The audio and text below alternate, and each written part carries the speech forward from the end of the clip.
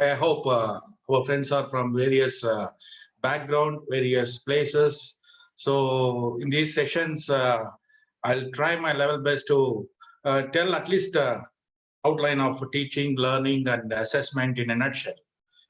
So if any questions, any doubts, please write it down.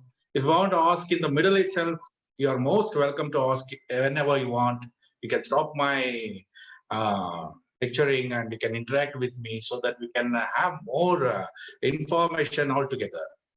So my friends, don't hesitate to pose me questions during my sessions at any point of time. So thank you very much. Today, first I'd like to start with my session to give some information about system approach to education. We all know that system has three stages.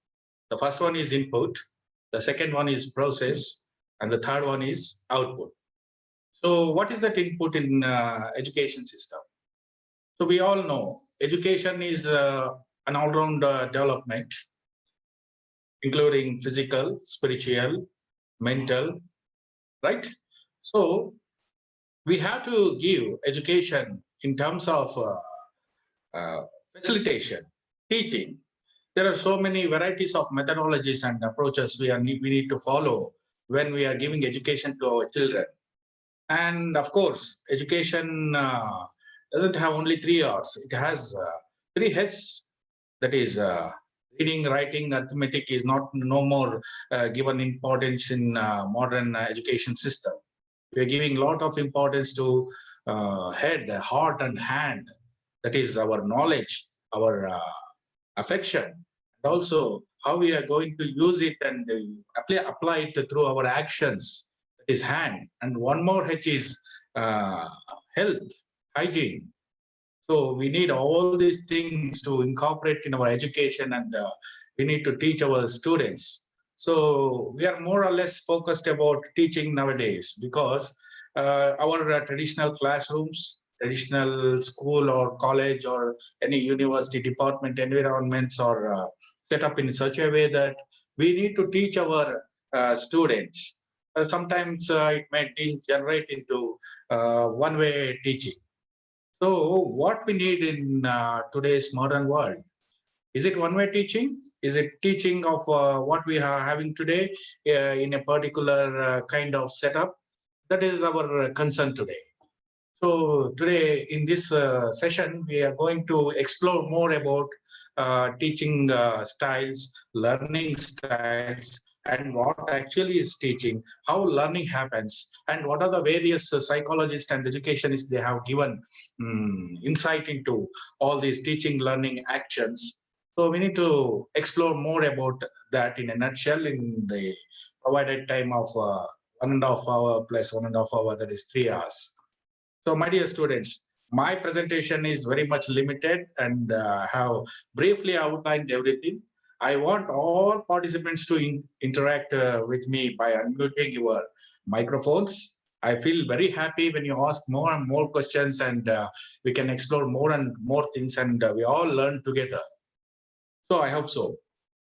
So now I'll come back to my presentation slide, that is system approach to education. So what is that input we are giving today? We are doing a lot of activities in our institutions, classrooms, so that we can give some input to the target group. Our target group definitely will be our students. So we need a lot of things. We teach, we lecture, we demonstrate, we explain. We give a lot of tuitions in the form of seminars, assignments. Nowadays, all these things were given prominence in education system. But what is that process? What happens there? Actually, the process is a black box. We cannot see what is happening in this system. Suppose if we tell something, we give information to our participants or students. So what happens in their mind, how the process happens in their mind, how their actions will be after that, and everything, what happens inside that process. There are so many things. The complexity is very diverse, very vast. So we need to know about that process, but it is abstract. It cannot be seen. It can be sometimes experienced, but it cannot be seen. That is a problem. How to look into it, how to get the experience of that process. That is our concern today. So after that process, the third dimension is output. So of course, we are going to see what is happening, what is output in the form of evaluation, in the form of assessment, in the form of measurement. So these three terms I have used: evaluation, assessment, and measurement. Sometimes we measure, sometimes we evaluate, sometimes we assess. So in this session, let us explore something about the difference between measurement, evaluation, and assessment. So that output is also very important to understand what has happened after the input. So after receiving the feedback, again we are going to start giving input to our target group, because once we see the output, we'll understand how effective is our input. So it is very important for all of us to understand these actions.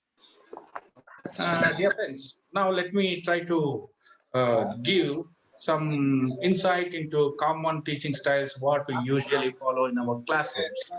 We all know that teaching is very much required. From Gurukula system, we have experienced teaching in various forms and formats. And of course, there are so many advantages and disadvantages of all teaching styles. Why it is happening? Is teaching styles are enough, or we need to learn more about learning styles of our target group? That is also we have to think about it.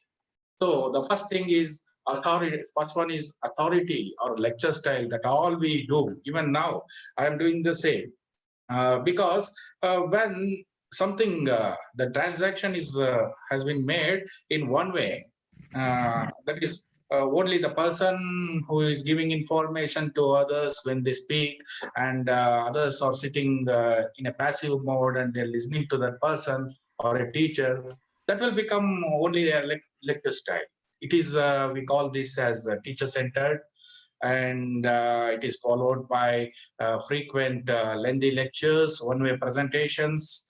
This commonly happens in all facets of our education system, wherever you start from primary school, secondary school, high school, and also tertiary level. At tertiary level, we all see this authoritative lecture style, because we used to it. Our predecessors, our gurus have taught us, have shown us this way of teaching to our students, and we are following it. And of course, when we learn other types of teaching styles also, sometimes with less efficiency and a lack of interest in adopting different new or innovative teaching styles, we tend to degenerate ourselves again to lecture style. That is the problem which we are facing today. And another teaching style will be like a demonstrator or a coach style. It shows the knowledge, includes activities and demonstrations.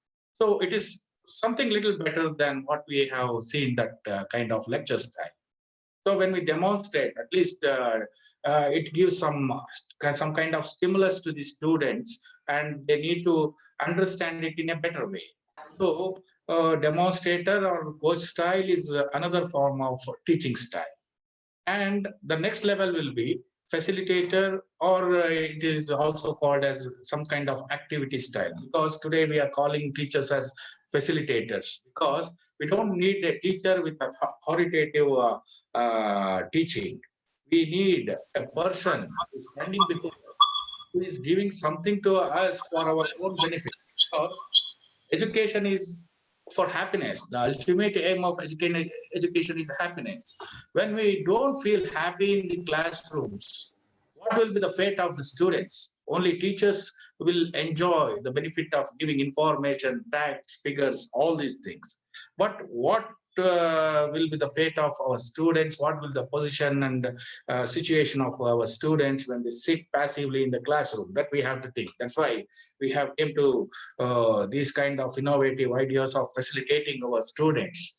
Nowadays, we are all calling ourselves as facilitators, because we need to facilitate to our students, and there is no more argument that we need only teaching in the classroom.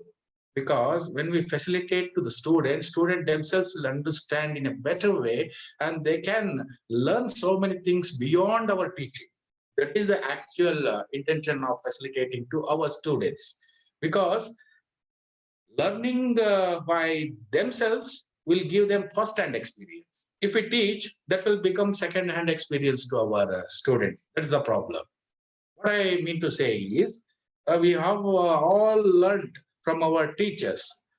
They have learned something, they have experienced it, they have taught us. That's why we have learned. And sometimes we read textbooks, we read a lot of notes, materials, reference books. That's why we have got a lot of knowledge. And where the knowledge comes from, because of our first-hand experience. When somebody teaches us, that will be a second-hand experience to us. When we learn ourselves, that will become first-hand experience, which is better. We all know that first-hand experience will be better. That's why facilitator, the role of facilitator is very important in teaching. So what I mean to say is, all these teaching styles we are following knowingly or unknowingly, because we are not so much of experts in teaching, because all of our friends sitting here, they have not undergone B.Ed training, D.Ed training, M.Ed training, and they have not given a good exposure about skills, techniques of teaching, and various skills, micro skills of teaching, all these things. But even after getting the training about education, teaching skills, learning skills, even we do mistakes, because we have not realized what is really needed for the target group. Earlier, it was called as teacher-centered education. Nowadays, we are calling it as student-centered education. And more than that, what we need is not what we need is learner-centered education. Here, when we say learner-centered education, both teacher and students comes into that. So, student-centered education is better than teacher-centered education. And when we want to mix both these groups, we have to say that we need to have learner-centered education. So it is very, very important, my friends. No, learner-centered education, when we say, we all include in that kind of learning activity, because we give more preference to learning than teaching. When we say teaching, it only become one-way transaction, and there will be a lot of passive attitude on the side of the learners. So we need to facilitate our students. We give a lot of activities. We need to get them into promote them for self-learning, self-actualization, and we need to develop critical thinking skills among students. That is very important. And another type of teaching styles that has been emerged out of experience of all these three teaching styles nowadays are, it is called a delegator or a group style. It is best for lab activities and peer feedback activities. Of course, in some colleges and institutions, we are following it. And some innovative methods like blended learning, flipped learning, these are all hybrid type of teaching styles that we are practicing nowadays. That blended style is blends the teacher's personality and interests with the student's needs. Sometimes teachers may use information and communication technology in their teaching, because we need to disseminate information by adopting latest technologies, innovations in teaching, because we are having a rapport and we have having a connection with today's children, millennials, what we call, and they have born with the digital communications, digital backup, digital background. They know about gadgets, mobile phones, tablets, laptops, desktops, and all other technological gadgets. They'll handle better than us, because they're born with the digital capabilities. So we need to understand that we need to change our teaching styles to that, to match those interests and match to those capacities and efficiencies which students are having.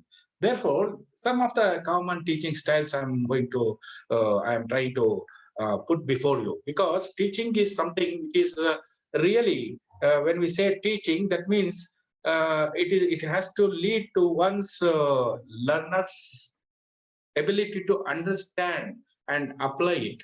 Knowledge is not only important.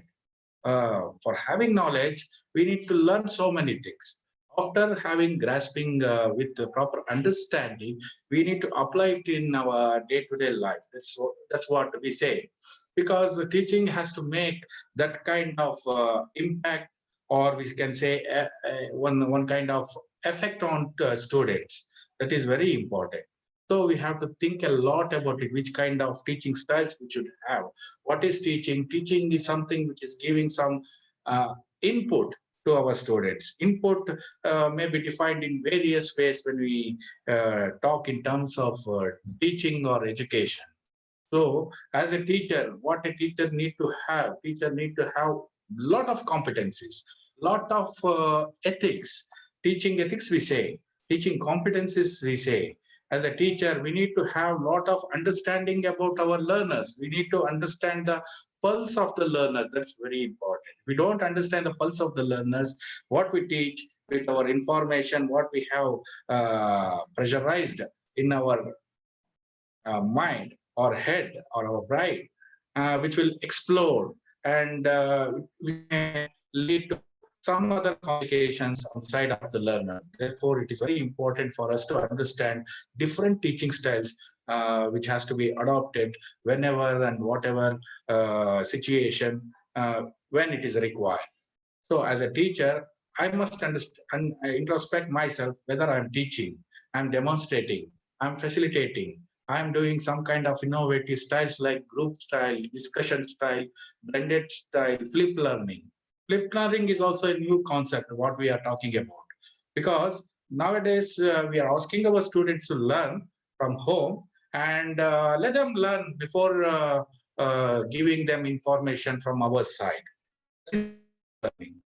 Students will learn first on their own, because when they get first-hand experience, they come to class and they listen to the teacher's lecture or teaching. After that, they will understand more and they think beyond the syllabus. That is very important.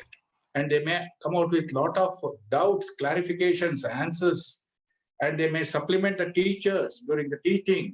So these kind of innovative technologies and techniques are adopted by our teaching system nowadays. So here it is very important to understand that teaching is not one-sided. Teaching has to be done both-sided, because when we say communication, if one person communicated to other person the form of teaching, that has to be understood by the other person in the same way what teacher has intended to be. Because I am going to communicate and transact in teaching to my student. If the student doesn't understand in the same way, with the same objective, with the same intention, what is the use? Therefore, we have to critically think about it. We have to analyze it. We have to understand the importance of various types of teaching styles. Always we have to think about our students. In future slides, I'm going to tell you about learning styles.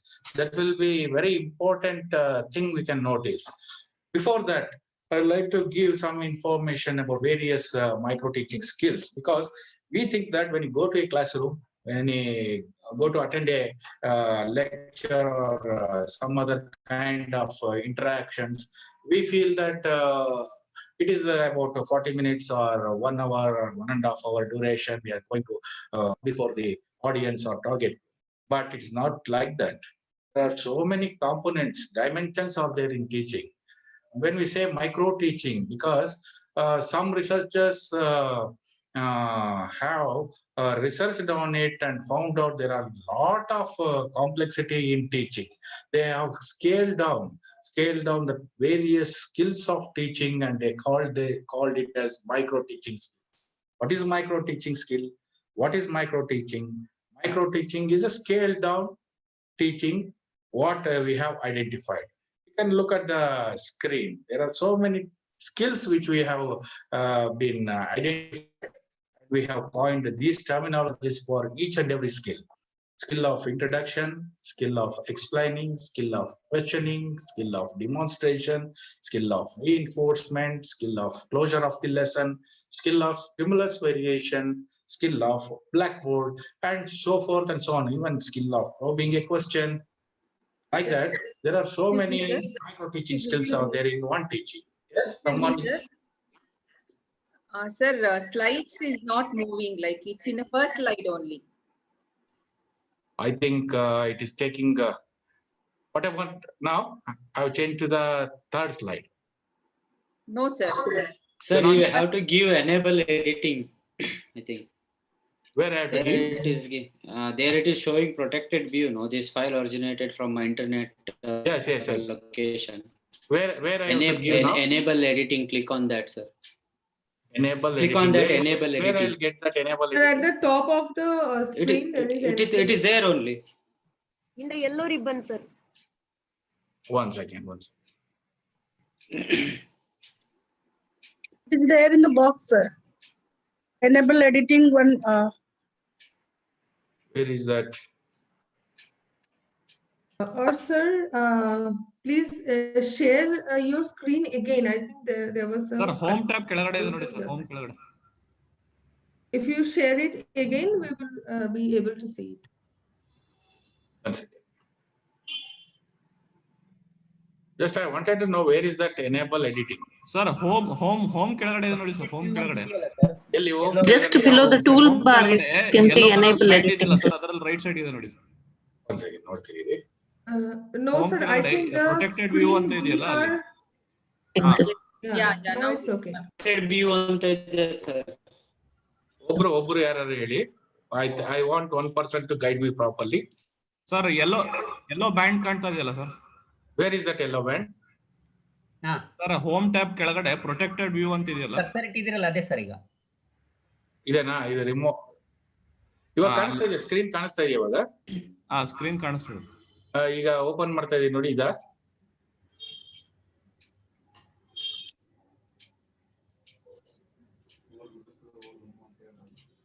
ಎಲ್ಲಿದೆ editing? Sir, now you are in Now sixth we are slide. in the sixth slide, sir. Sixth slide. Yes, I am in sixth slide, but I want Yes, to know that protected edit what someone told me about it. ಅಲ್ಲೇ sir, protected view line ಅಲ್ಲೇ right side ಇದೆ ನೋಡಿ sir, enable editing. Sir cursor ಇಟ್ಟಿದ್ರಿ ನೀವು ಈಗ ಅದ್ರ ಮೇಲೆ yellow colour. ಹೌದಾ? ಒಂದ್ ಸೆಕೆಂಡ್ ಅದು ಹೇಳಿ. ಸೂರ್ಯ ಅಂತ ಹೇಳಿದ್ರಲ್ಲ, ಹೇಳಿ. ಇಲ್ಲ ಲೆಫ್ಟ್ ಅದ್ರ ಮೇಲೆ ಯೆಲ್ಲೋ ಕಲರ್ ಇದು ಕಾಣ್ತಾ ಇದೆಯಲ್ಲ ಸರ್. ಇದ್ರ ಮೇಲೆ ಯೆಲ್ಲೋ ಕಲರ್ ಏನು ಇಲ್ಲ, ನನಗೆ ಬರ್ತಾ ಇಲ್ಲ. ಅಂದ್ರೆ ನಮಗೆ ಇಲ್ಲಿ ಕಾಣ್ತಾ ಇದೆ ಸರ್. ಅದ್ರ ಮೇಲೆ ನಿಮಗೆ ಆಪ್ಷನ್ ಇದೆ, ನನಗೆ ಕಾಣ್ತಾ ಇಲ್ಲ, ಇಲ್ಲ ಆಪ್ಷನ್ ಕಾಣ್ತಾ ಇಲ್ಲ. ಅದೇ ಅಲ್ಲಿ enable. Okay, now is it okay, that screen? Types of Yeah, now it is in sixth screen, sir. You can edit screen, now because it has been selected. Okay then. You can also make full screen also, sir. Micro teaching skills ಕಾಣ್ತಾ ಇದೆ ಇವಾಗ slide? ಕಾಣ್ತಾ ಇದೆ sir, ಕಾಣ್ತಾ ಇದೆ. Okay, now I'll start with that presentation. Something happens, Okay, please bring to my notice so that I can make it corrected. Okay, sir. Okay, sir. Okay, I was talking about micro teaching. It is a scaled down process of the complex teaching activity, what we do in our 1 hour or 1.5 hour teaching time slot. Various researchers, educationists have done a lot of researches on it, and they have listed various micro teaching skills. And these are the scaled down teaching components that we usually see now. So we are doing a lot of teaching, 1 hour teaching, 2 hours teaching, 40 minutes teaching, whatever it is. Will be having skill of introducing, skill of explaining, skill of questioning, skill of demonstration, reinforcement, closure of the lesson, stimulus variation, blackboard skill. So there are a lot of skills which we are having. They listed more than 15 such type of micro teaching skills. And just I'll give some brief note on it about the skill of introducing a lesson, because we always assume that we are giving new information to our students when we teach to our students. That is a wrong perception. Nowadays, we are not behind it. We all experience such kind of attitudes because of our unawareness. Of course, in skill of introducing a lesson, we would like to test the previous knowledge of the students. Previous knowledge of the students means everybody in this world, even a small child or whatever student we say, they'll be having previous knowledge, lot of experiences, lot of understanding when they're born and brought up in this world. Of course, when they come to our classrooms, whether it will be in a at preliminary stage, secondary stage, tertiary stage, whatever it is, when they come to us, they'll be having a lot of background experiences, previous experiences. When we start introducing a lesson, we have to check that previous experiences so that we'll understand what will be their level of understanding, what will be their background. Of course, when when I started this lesson, I would have come across such questions, and I know that this is a faculty induction program. We all become professional teachers, and you are working in various institutions, and you have come to attend this session. So that is the background I have assumed. That's why I've started directly without introducing anything about that, your previous knowledge, because I don't have much time to practice the skill of introducing a lesson or skill of interaction. So it is very much needed for all the teachers when they start teaching. So skill of explaining is also important, because in skill of explaining, we used to have a lot of linking words and logical sequencing. We ask so many questions, and for that questions we'll get answers. Like this, the flow of explaining will go. Here, the language fluency, accuracy, grammar, accent, everything counts in skill of explaining. Like that, skill of question is another part usually we practice in our day-to-day teaching. When we question the question, what type of question should be posed, how it has to be posed, when it has to be posed to arouse the curiosity, to understand the students' attitudes, their comprehension level, their grasping ability. We used to have a lot of questions. How it has to be posed? It has to be posed by focusing each individual student, or whether it has to be posed to the entire class. So as a teacher, in my teaching, there are a lot of complex things are there that we have to understand, like the skill of demonstration, skill of reinforcement. Here, the skill of demonstration is very natural, because only explaining is not ultimate. With that explanation, if you demonstrate something, they will look into it, they will understand it. Because skill, when we look something, we understand more. That is the idea. And skill of reinforcement. If I say something, how that other person will understand it, how it will affect the emotional component of that person or a student, that has to be understood by the teacher. Because may have positive reinforcements, negative enforcements when we practice that in day-to-day teaching. For example, if a student gives some answers, we have to appreciate that answer with appropriate words like good.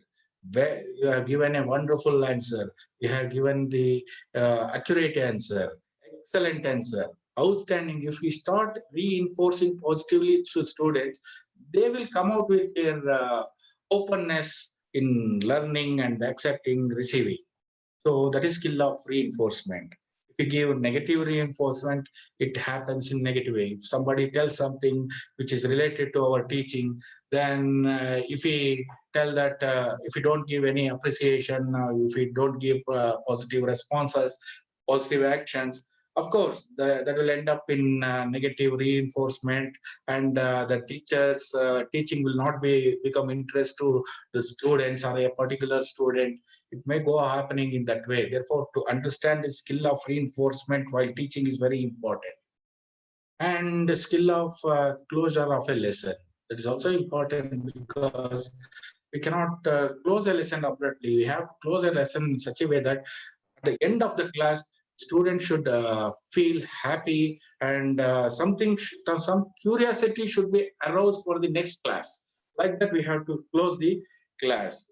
like that skill of stimulus variation. It's one of the very important stimulus skill that we will ask our friends to practice in the teaching profession, because stimulus variation is very important for the learners. If they don't find stimulus variation in teaching or with the teacher or with the atmosphere, definitely the class will not be interesting. The teaching will not be interesting.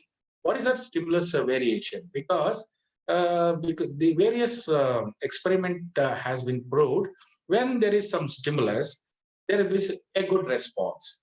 So with that research findings, we have developed a lot of skill of stimulus variations in teaching.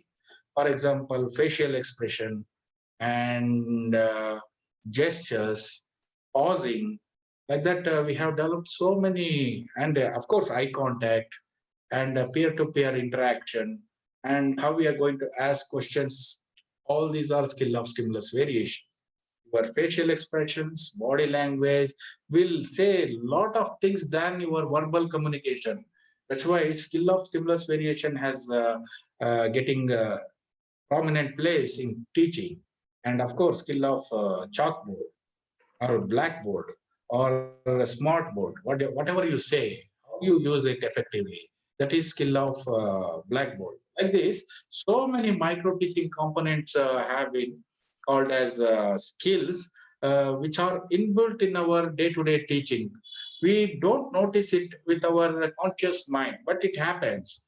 That's why teaching is a complex activity. So when we say teaching is a complex activity, we have to understand the importance and significance of teaching, how it is reaching to our students.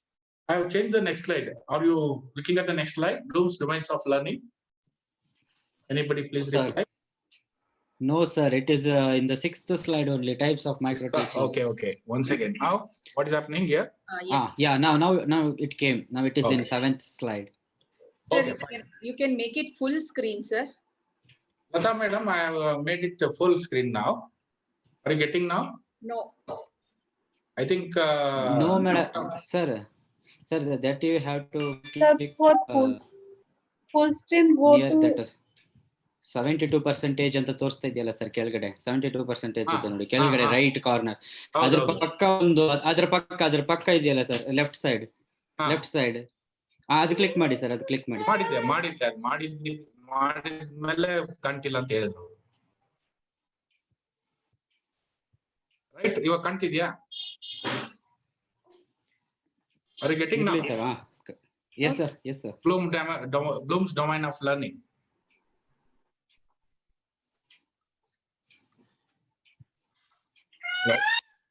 Yes sir, we are seeing it sir. Bloom's domain of learning. Full screen banta? Full screen bandilla sir, but okay sir. There is some problem with this. Then I'll put it in minimum screen only, so that it can be changed easily. Okay. See here in Bloom's domain of learning, what we are looking here, 3 domains. First one is cognitive, second one is affective, third one is psychomotor domain. Benjamin Bloom is a famous psychologist. In 1956, he has brought out this research work, and he identified 3 domains of learning, 3 domains of objectives of learning. So our learning happens in these 3 domains. Cognitive domain is related to knowledge. Psychomotor domain is related to our actions, because psychomotor itself says that it is something like kinesthetic, that is action. And affective domain is related to our emotional thing. So all these 3 are very important learning areas for every children, for every student. So it goes in this way. In 1956, Bloom has shown this taxonomy of behaviors, taxonomy of objectives. I hope this slide all are seeing at it. 1956, 2001, 2 types of pyramids. Is it right? Yes, Everybody sir, we can see, sir. Okay, thank you, Lata. Okay, in 1956, it was like this. It was going from down to top, like knowledge, comprehension, application, analysis, synthesis, and evaluation. These are all related to cognitive domain. Bloom has given special importance to cognitive domain, and he has propounded his theory of taxonomy in that way. And nowadays, in the year 2001, the later psychologists and educationists have just modified what Bloom has said. Earlier it was in noun form. Now that has been converted to verb form. Now knowledge is modified as remembering. Comprehension is modified as understanding. Application is understanding as apply. Analysis has been said as analyze. And synthesis and evaluation is a little bit changed. First, we have got evaluate, and the last one is create. So our learning has to go in this way. First, we are going to understand, we'll get the knowledge and we remember it. Further, we'll get the understanding, and then we apply that in our life, or we apply in our whatever actions we do, and then we analyze it, then we evaluate it. After that, we are going to create something, that is synthesis. Analyzing means it will be in the form of defragmented form. When we synthesize, it will become something new production. Therefore, our mind works in this way. Our cognitive domain, that is the domain of knowledge, works in this way. Ultimately, it will end up with creating something. You can see this pyramid because the base of the pyramid is very big.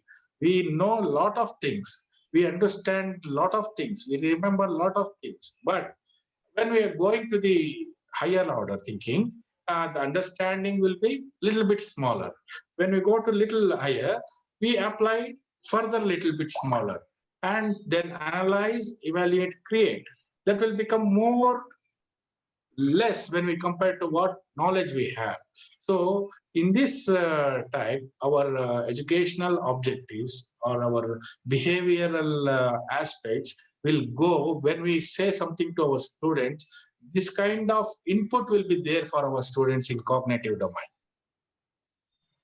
So in 2001, it goes like this: from lower order thinking to higher order thinking skills.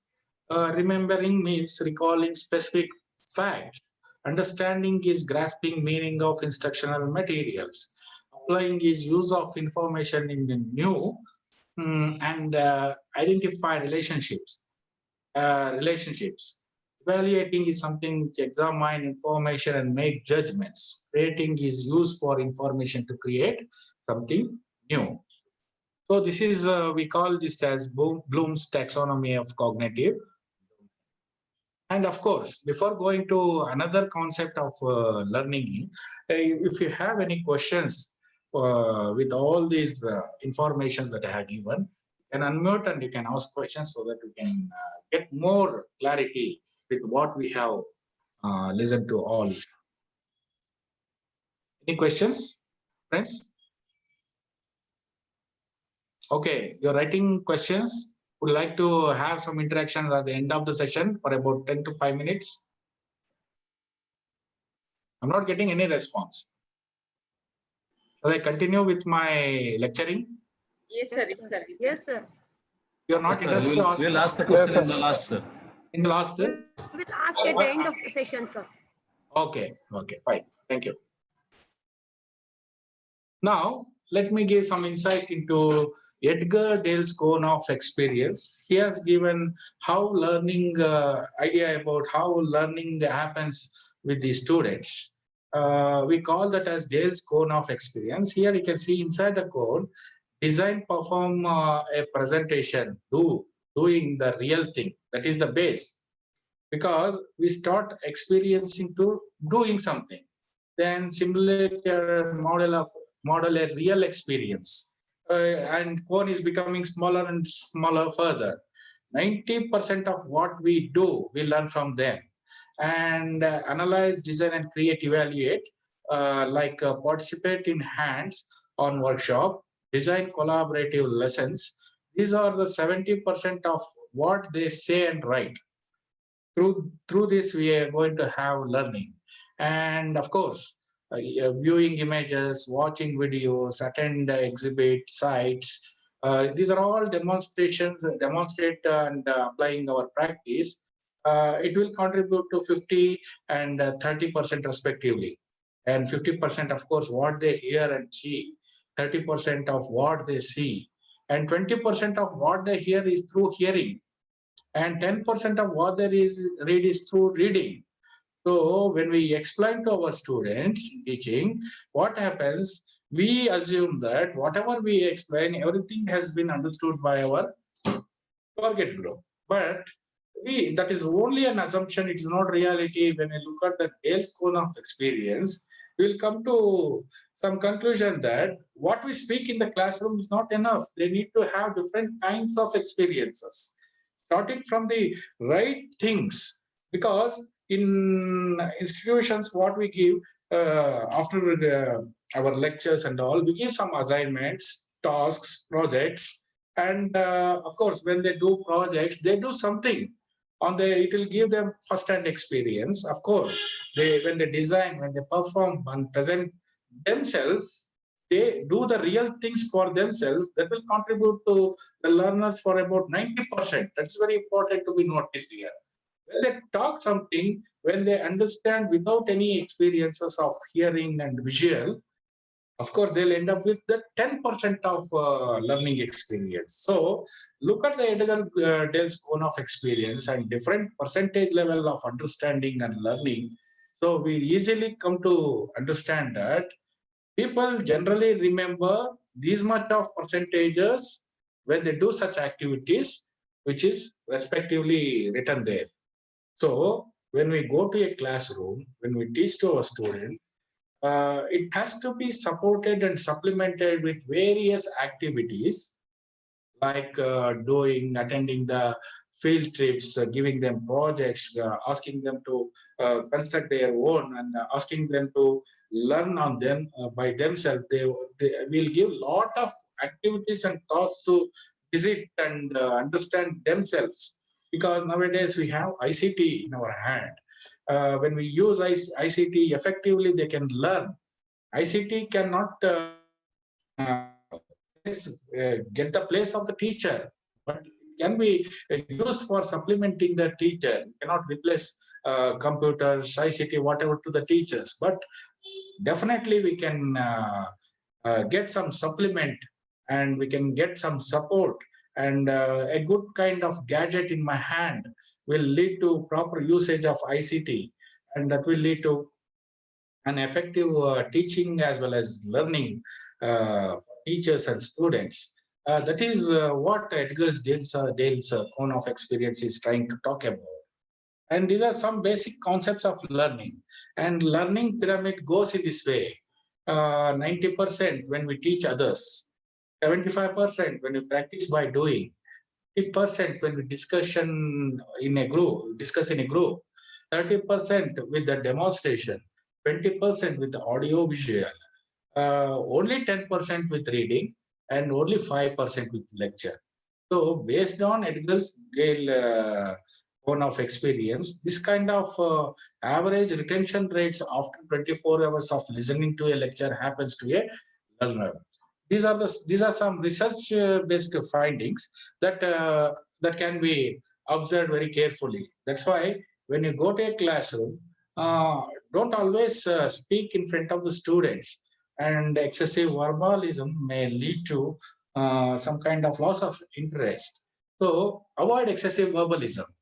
Use more non-verbal things in the classroom, and give them more tasks, more projects in your teaching, so that they'll come out with various innovative ideas and creative measures. Because nowadays, when we compare intelligence and creativity, intelligence is calculated by some formula like MA by CA into 100. That's mental age by chronological age. That is multiplied with 100. When we get some idea of that formula, we will calculate and we'll tell them average, above average, below average. But that kind of old style of assessing the student and their capacities is outdated. Now we are almost come to the stage of understanding the learning style of students more than teaching style, because when we look at this learning pyramid, we'll understand when students teach to others, they will get first-hand experience, and they will try to have an experience of 90%. When they practice doing, they do something and they learn. That's also first-hand experience. Discuss in the group. It will mix up of first-hand and second-hand experience. When you go on to the upwards direction, ultimately we learn that lecture will not give you 95% of learning experience, only 5% of retention rate. So when we understand this, let us try to understand the learning styles of students. There are 4 learning styles of students. Famous educationist Worth has given this idea of learning styles, and there are a lot of researchers have been taking place with these learning styles, because when we go to a classroom, in one classroom we will find various.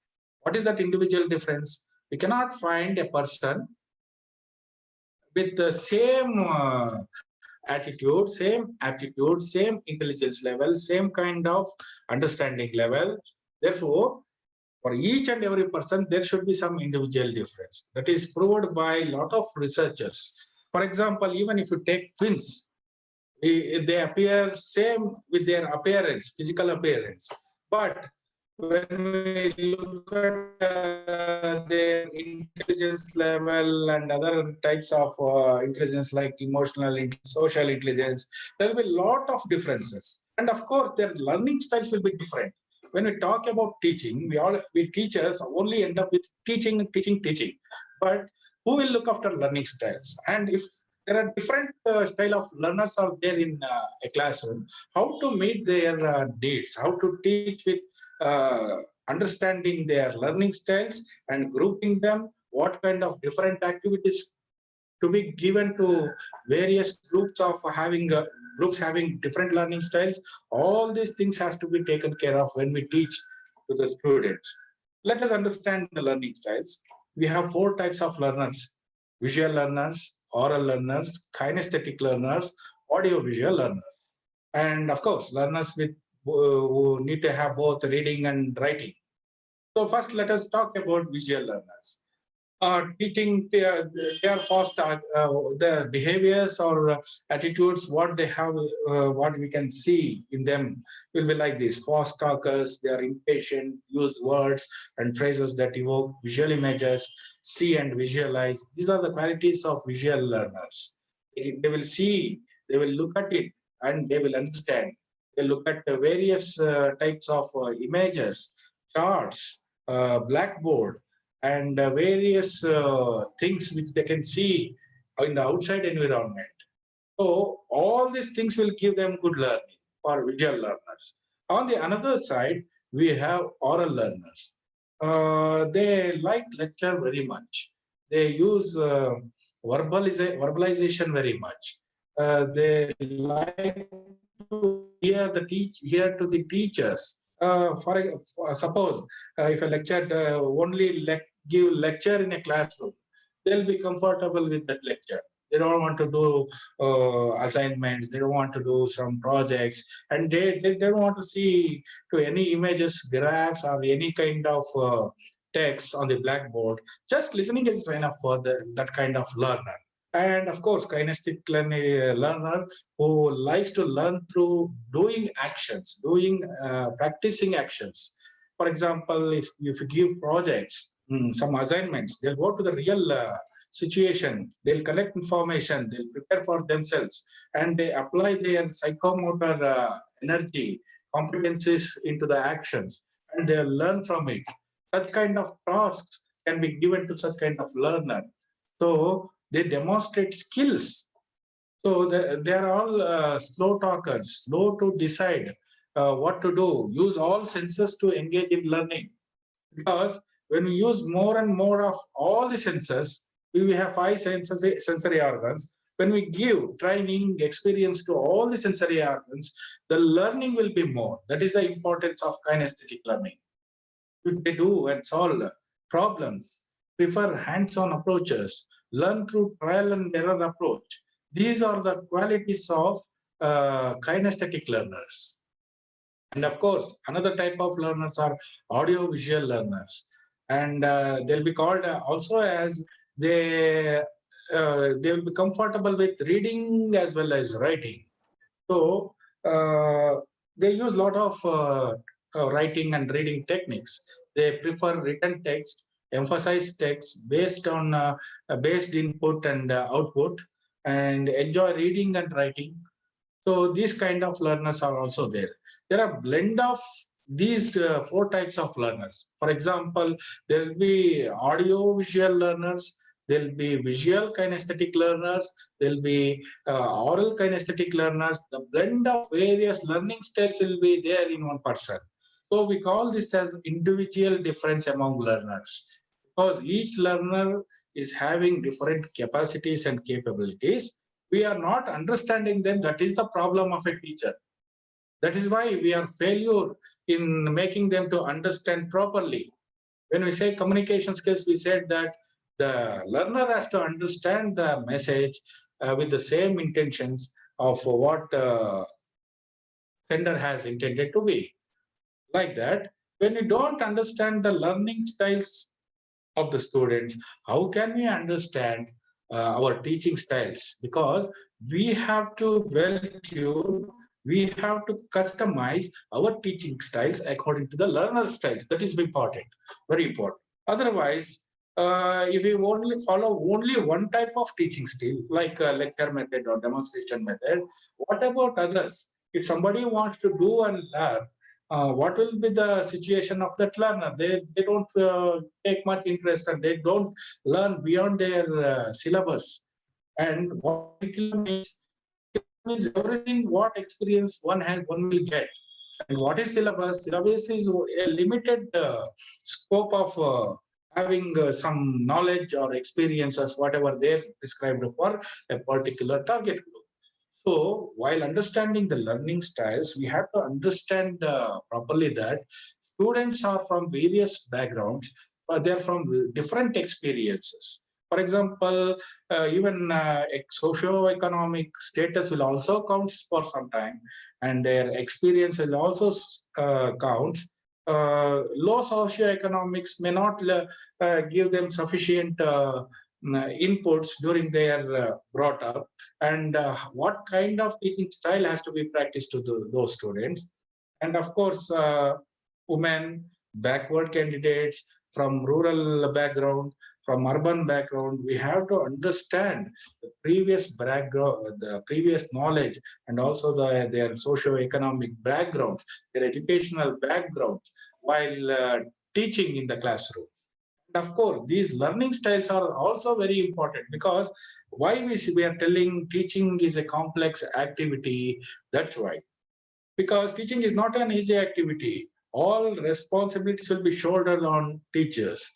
If teachers don't take responsibility, if they take it as granted, if they take it as a very easy task, then teaching will be a failure.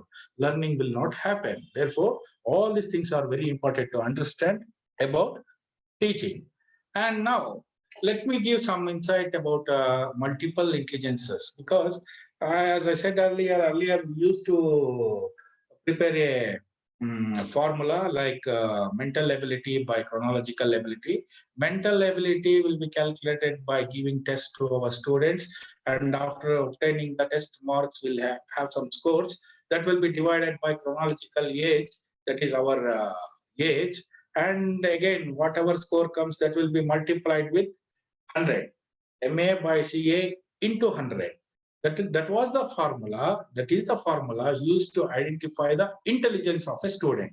We say a student is intelligent whenever the students will get more marks. We have a lot of categories, and the topmost category will be called as a genius when they get good marks, best marks.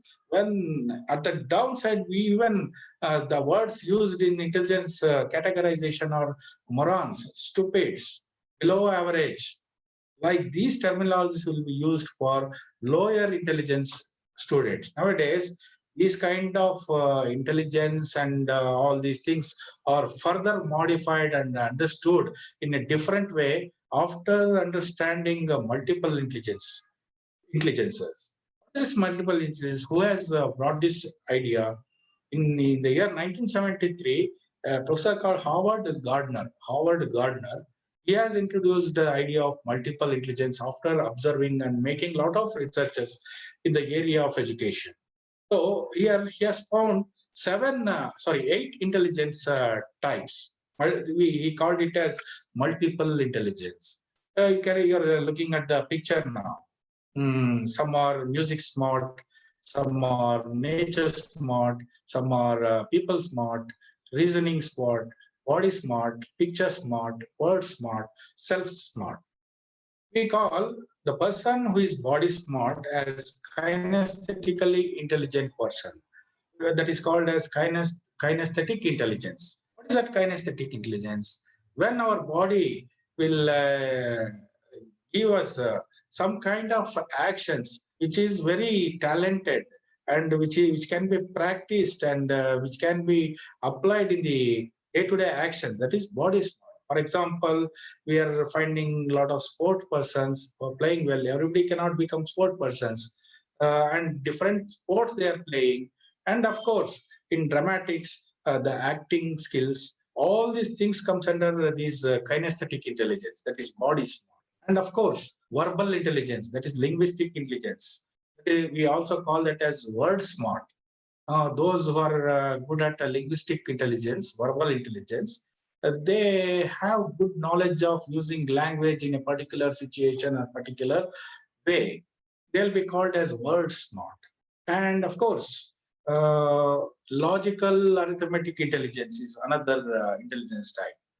We also call as mathematical intelligence, logical intelligence. They are good at reasoning. They are reasoning smart. Those people are very good at understand and logically sequence it and use arithmetic and mathematics in proper way. In our school system, usually we practice these three, that is verbal intelligence, kinesthetic intelligence, and reasoning intelligence. To some extent, we use other intelligence types as co-curricular or extended curricular activities, extracurricular activities. And what is the music smart? As the word itself says, musical intelligence. Those who can understand, who can create, who can regenerate, who can generate music will be called as music smart, musical intelligence. And we'll be having blend of various intelligence types at various levels. That is different. Another one is nature smart. Whom do we call as nature? So you have all heard of various environmentalists. In Karnataka, we have a lady, an old lady called Timmaka. We name her as Salumarada Timmaka.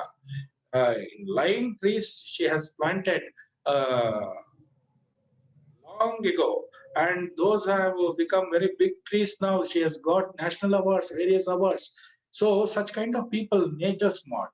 If we love nature, if we love environment, if we grow, if we want to do some work in our garden, if we want to grow something and we enjoy with that green, the green things that we do, we're all nature smart. That is naturalistic intelligence.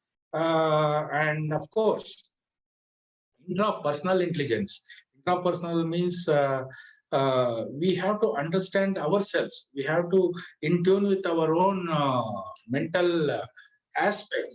We do a lot of meditations. Sometimes we think about ourselves, that we introspect ourselves. That is intrapersonal intelligence.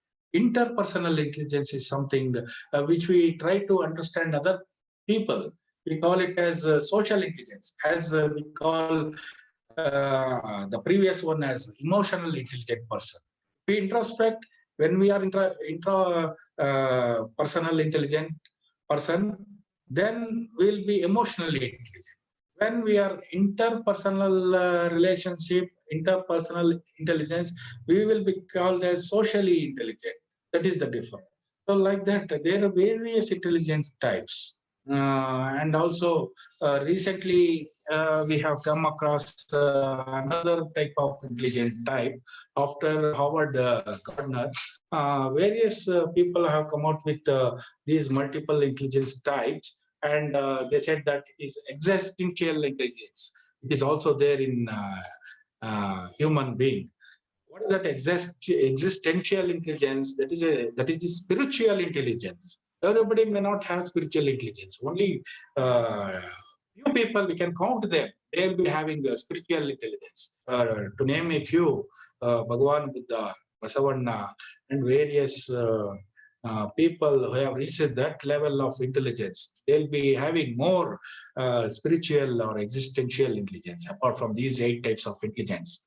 So when you look at this multiple intelligence, what we find all these intelligences with our students, how are we nurturing this kind of intelligence? How are we enhancing, trying to give them a good nurturing to these intelligence types? That is the question we have to pose, because nowadays creativity is more important than intelligence, because whatever people we are coming across in these days who are doing anti-social activities, they are very intelligent people. And those people who are very creative, they tend to end up with a happy life, and they spread happiness to the society. That is the difference between, sometimes what happens, we don't use our intelligences to that extent, because we are preparing the students in such a way that we want them to become toppers in their academics. That is a wrong notion. If they become top in academics, is that lead to happiness or happy living? Because when we talk about happiness, it is some kind of intrinsic value. Intrinsic value means something which is inside. And what makes us happy? Money will not make us happy. Material comforts will not make us happy. The only thing which makes us happy is our inner well-being, inner health, inner happiness, our mental attitude. All these things will make us happiness. So the ultimate aim of education is happiness, as I said. When we look at all these multiple intelligences, of course, we have to understand why in our education system, in our teaching, learning process, we are not giving equal importance to all these things. Therefore, we are ending up with such kind of society in our country or other countries. And if you look at other countries like Finland and other advanced countries, where education system is at all level, we have to analyze ourselves, critically examine, is our teaching, is our learning, is our education is up to that mark? Are we giving preference only to logical, arithmetic intelligence or verbal intelligence? Only few intelligence, other intelligence types are not given such significant prominence. And of course, we are pressurizing our children, our young generation, to do this and that, only limited to engineering, doctors, and various professions which are limited to such things. And when they say that I want to play, I want to involve in sports, I want to become a musician, I want to become a fine artist. So there are so many scopes are there. We are not giving much importance to them. We always ask our students, our children to get into such academics. What is that academics? It has to involve all these multiple intelligence. Then only we say that these are education, this is education, this is academic. Because there are 3 types of education, as we know: formal education, informal education, non-formal education.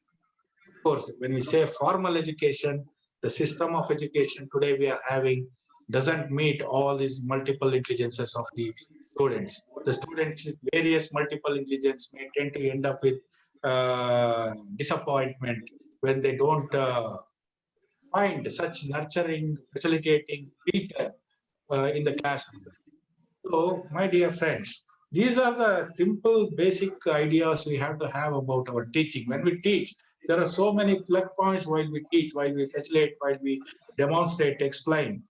We have to identify such plug points in learning area and find the situation to give lot of scope for all types of intelligences types, multiple intelligences, whenever and wherever required in the classroom. That is very important. And of course, when I move on this to next slide. So with this slide, I'm going to end up this session. Assessment and assessment versus evaluation. So before taking this, I'll put it for next session. I want you to ask some questions related to it because we have another 20 minutes of time. If you don't ask questions, I'll ask questions to you so that we can have more discussions about teaching and learning. Because I've given very brief idea of teaching and learning. Excuse me, sir. Yes. Sir, actually you are explaining about different type of learners. So in a class, we have a mixed group of learners, like some may be kinesthetic learner or some may be visual, audio learner or oral learner like that. So how a teacher can captivate these different types of a group of students in a class, one thing. And actually the theory classes, what we have are all having is like it's 1 hour class. So how Yes. long we can make the students to concentrate? And after one theory, again, we have another theory. So is it good to have a theories like that continuously? So how the teacher can make the students to concentrate? Okay. Shall I ask the first question? Yes. Shall I answer that one? Okay. First question is, how can we accommodate all types of